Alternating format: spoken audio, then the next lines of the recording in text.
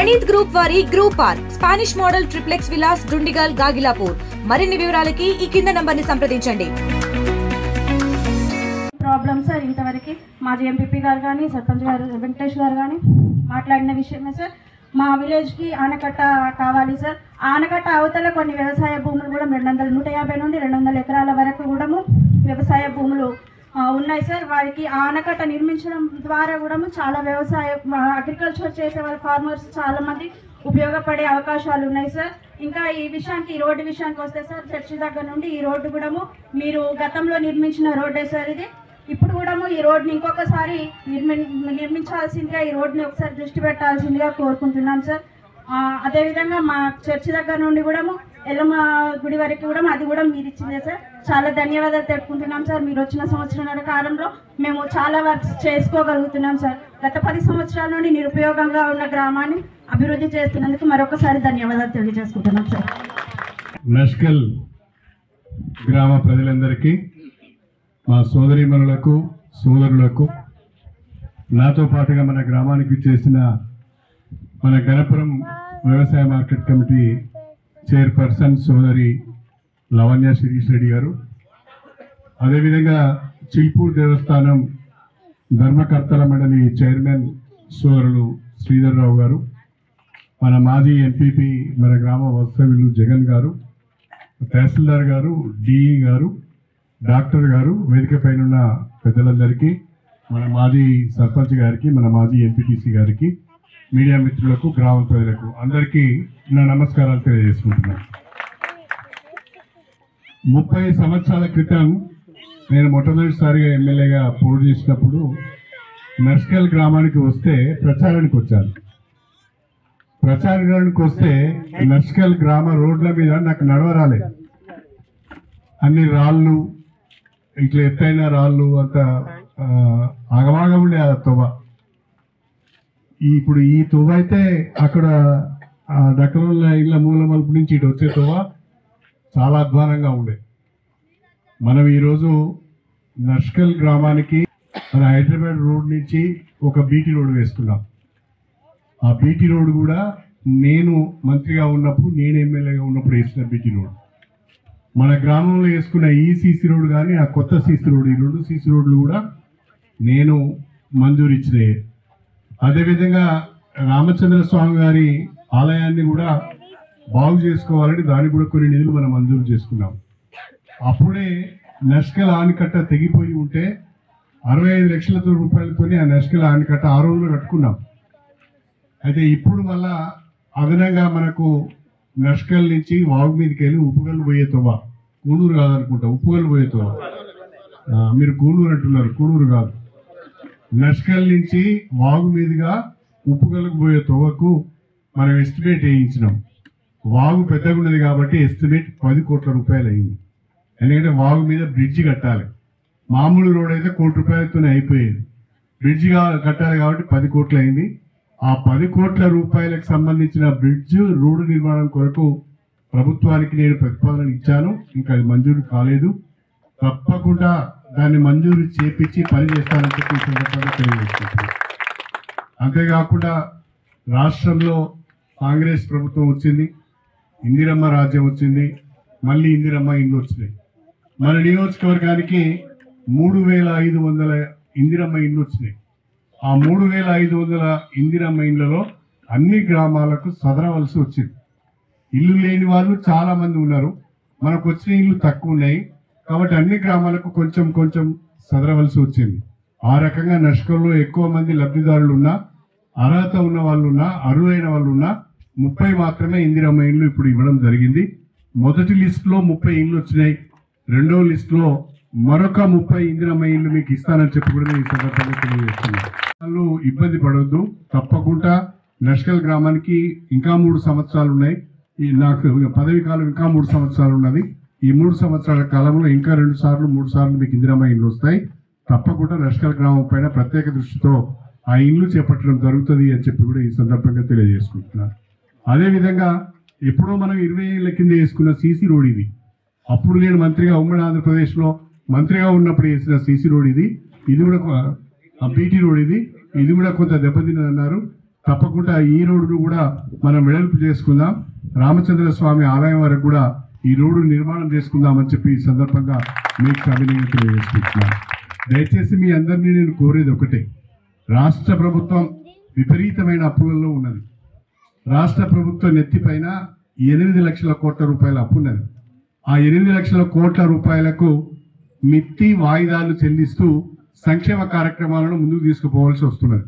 ఆ సంక్షేమ కార్యక్రమాలు కూడా పేద వర్గాలకు సంబంధించింది ఏది కూడా ఆగకూడదని చెప్పి ఈరోజు మన ముఖ్యమంత్రి రేవంత్ రెడ్డి గారు హామీలను ఒక్కొక్కటే అమలు చేస్తున్న విషయాన్ని మీరు గమనించాలని నేను కోరుతున్నాను. 10 సంవత్సరాల అధికారంలో ఉన్నప్పుడు, ఇప్పుడే మన అమ్మాయి ఎంపీటీసీ గారు చెప్పింది, 10 సంవత్సరాలు ఈ గ్రామంలో ఒక చిన్న పని కాలేదని. 10 సంవత్సరాల అధికారంలో ఉన్న మనుషులు ఏ మాత్రం పేద ప్రజల గురించి ఆలోచించకుండా, ఈ గ్రామంలో ఒక్క ఇల్లు కూడా మంజూరు ఇవ్వకుండా ఇప్పుడు చాలా విషయాలు మాట్లాడుతున్నారు, చాలా విమర్శలు చేస్తున్నారు. నేను మీ అందరినీ కోరేది ఒకటే, ఈ ప్రభుత్వం అధికారంలోకి వచ్చి 1.5 సంవత్సరం మాత్రమే అయింది. ఇంకా 3.5 సంవత్సరాల సమయం ఉంది. ఆర్థిక పరిస్థితిని దృష్టిలో పెట్టుకొని ఇచ్చిన హామీలను ఒక్కొక్కటే నెరవేర్చుకుంటూ పోతున్నది.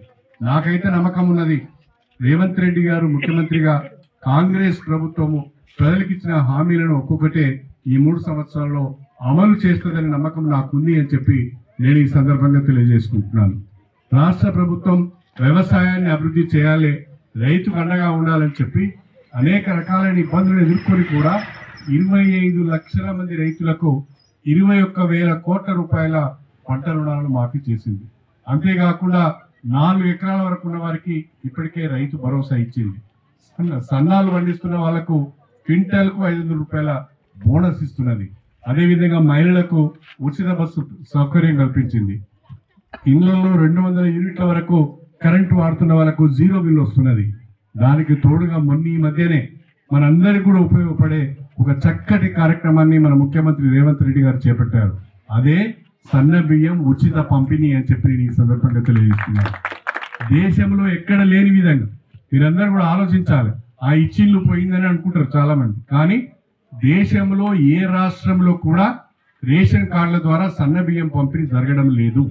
ఒక్క తెలంగాణ రాష్ట్రంలో మాత్రమే, కాంగ్రెస్ ప్రభుత్వం మాత్రమే, మన ముఖ్యమంత్రి రేవంత్ రెడ్డి గారు మాత్రమే పేదవాళ్ళ కడుపు ఆలోచించి, ప్రభుత్వానికి మంచి పేరు వస్తలేదని ఆలోచించి మన రాష్ట్రంలో తెల్ల రేషన్ కార్డు ఉన్న వాళ్ళందరికీ కూడా ఒక్కొక్కరికి నెలకు 6 కిలోల చొప్పున సన్న బియ్యం పంపిణీ చేసే కార్యక్రమానికి శ్రీకారం చుట్టిన మొట్టమొదటి ముఖ్యమంత్రి రేవంత్ రెడ్డి గారు అని చెప్పి నేను ఈ సందర్భంగా తెలియజేసుకుంటున్నాను. ఇవాళ ముఖ్యమంత్రి రేవంత్ రెడ్డి గారు సన్న బియ్యమే తింటున్నాడు. ఇక్కడ శ్రీధర్రావు గారు సన్న బియ్యమే తింటున్నాడు. మన లావణ్య సన్న బియ్యం తింటున్నది. మన జగన్మోహన్ రెడ్డి గారు సన్న బియ్యం తింటున్నాడు. నేను కూడా సన్న బియ్యం తింటున్నా.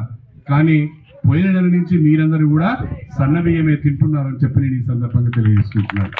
మీ గ్రామంలో పోయిన నెల సన్న బియ్యం రేషన్ ద్వారా వచ్చింది, ఈ నెల కూడా సన్న బియ్యం రేషన్ ద్వారా వచ్చింది. సన్న బియ్యం తీసుకున్న వాళ్ళు ఒకసారి చేతులు ఎత్తండి. సన్న బియ్యం తీసుకున్న వాళ్ళే ఎత్తండి, వద్దు లేని వాళ్ళు వద్దు. అంటే మోహన్ నీకు సన్న బియ్యం అందరికి ఇప్పుడు ఎవరైనా నమ్ముకుంటారా? ఎవరు నమ్ముకుంటలేరు. మంచిగా సన్న బియ్యం తీసుకుపోతాను, వండుకుంటాను, తింటాను. ఇప్పుడు డీలర్ మీద గొడవ అవుతుంది. కిలో తక్కువ అవుతుంది నాకు, 1/2 కిలో తక్కువ అవుతుంది నాకు, సరిగా జోకు బిడ్డ అని చెప్పి డీలర్ మీద గొడవ పెట్టి వాళ్ళకు రావాల్సిన బియ్యం తీసుకొని పోతున్నారు. కాబట్టి సన్న బియ్యం ఇచ్చి మన కడుపు ఆలోచించి, మన ఆకలిని ఆలోచించి సన్న బియ్యం ఇచ్చి మన కడుపు నిండా తిండి పెడుతున్న మన ముఖ్యమంత్రి రేవంత్ రెడ్డి గారికి మరి మీరు గట్టిగా చప్పట్లతో అభినందనలు చెప్పారా? మంచి పని చేసినప్పుడు చెప్పాలి కదా. ఇప్పుడు కడియం శ్రీర ఒక మంచి పని చేస్తే చప్పట్లు కొట్టాలి, పని చేయకపోతే తిట్టాలి. కానీ పని చేసినప్పుడు మెచ్చుకోవాలి కదా. ఇవాళ 10 కోట్ల రూపాయల బ్రిడ్జ్ అడిగింది. ఇవాళ కాకుండా ఇంకా సంవత్సరాలకైనా ఆ బ్రిడ్జ్ అవుతుంది, చేసి చూపిస్తాను. కడియం శ్రీహరి కష్టాలు పడైనా, ఇబ్బందులు పడైనా, వాని కాళ్ళు మొక్కైనా వీని కాళ్ళు మొక్కైనా చెప్పిన పని చేస్తాడు. అసలు నేను కాంగ్రెస్ పార్టీలోకి వచ్చడానికి ప్రధానమైన కారణం ఏంటంటే, నేను బీఆర్ఎస్ ఎమ్మెల్యేగా ఎన్నికైనా, రాష్ట్రంలో కాంగ్రెస్ ప్రభుత్వం వచ్చింది. మరి మీకు ఏదైనా పని చేయాలంటే అధికార పార్టీలో లేకుండా ఏం పని చేసే పరిస్థితి లేదు. ప్రతిపక్షంలో కూర్చుంటే మాటలు తప్ప, విమర్శలు తప్ప పని చేయడానికి వీలు కాదు. మరి ఎంతో నమ్మకంతో కడియం శ్రీహరి గారు మళ్ళీ ఎమ్మెల్యేగా పోటీ చేసిండు.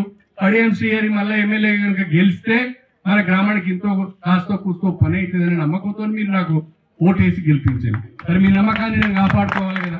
మీ నమ్మకాన్ని కాపాడుకోవాలనే ఆలోచనతోనే ఈ నియోజకవర్గ అభివృద్ధిని దృష్టిలో పెట్టుకొని ఎవరెన్ని రకాలుగా మాట్లాడినా మీకు సేవ చేయాలి, మీకు పని చేయాలి అనే ఆలోచనతోనే నేను కాంగ్రెస్ పార్టీలో చేరడం జరిగింది. కాంగ్రెస్ పార్టీలో చేరిన తర్వాత ముఖ్యమంత్రి రేవంత్ రెడ్డి గారి సహకారంతో మన నియోజకవర్గంలో 800 కోట్ల రూపాయల అభివృద్ధి నిధులు తీసుకురావడం జరిగింది.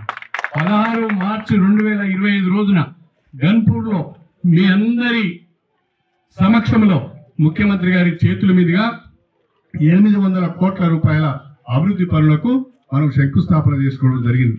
ఇవాళ బ్రహ్మాండంగా పనులన్నీ కూడా జరుగుతున్నాయి. ఒక సంవత్సరం లోపల స్టేషన్ గన్పూర్ నియోజకవర్గంలో మనం చేసిన అభివృద్ధి అంతా కూడా మీకు కళ్ళకు కట్టినట్టుగా కనిపిస్తుందని చెప్పి కూడా నేను ఈ సందర్భంగా సవినయంగా తెలియజేసుకుంటూ నేను మీకు మూడు హామీలు ఇస్తున్నాను. ఒకటి, తప్పకుండా ఏది ఏమైనా మీ వాగు మీద బ్రిడ్జ్ ఉప్పుగల వరకు రోడ్డు నిర్మాణం చేపిస్తానన్నది ఒకటి. రెండవ లిస్ట్ లో మరొక 30 ఇందిరామాయిలు ఇస్తాను. మూడవది, ఈ రోడ్డును కూడా దేవుని గుడి కనుక చక్కగా మనం సీసీ రోడ్డు కూడా చేసుకుందాం.